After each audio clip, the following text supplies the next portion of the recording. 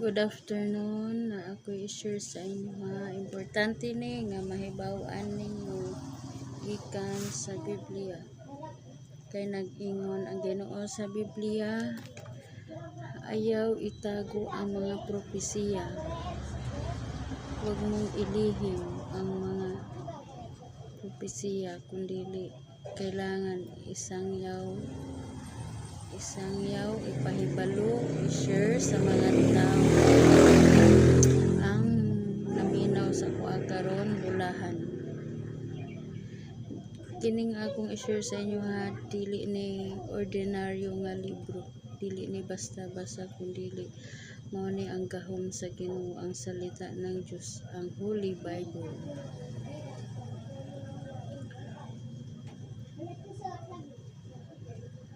Mag-start na ko ang akong i-share dahil sa inyo ang akong isangyaw karon bahin sa kinabuhing dayon. Paano ninyo maangkon ang kinabuhing dayon? Unsaon ninyo nga magkaroon kayo ng buhay na walang hanggan? John 3:16. For God so loved the world, He gave His only begotten Son, for whose believe in Him should not perish but have everlasting life. Mo ni ang witness sa mga baptist. Sa ko lang nahibawan. Kay sukad pagkuan ako pagdawat og nagpabautismo, baptisman to ko nga mo sa Manila sa Bataan. Si Liwalas Apostol.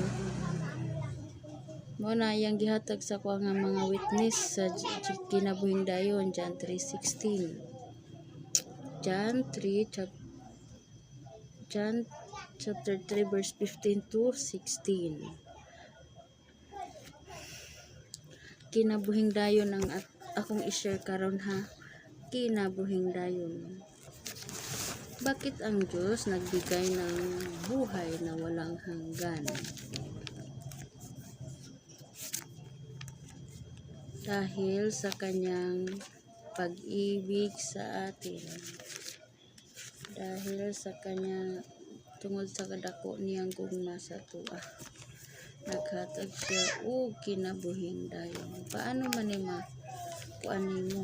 Paano nimo maangkon ang kinabuhing dayon? Kailangan pud ta mosunod sa kasuguan ug kabalauran, kay balaan man.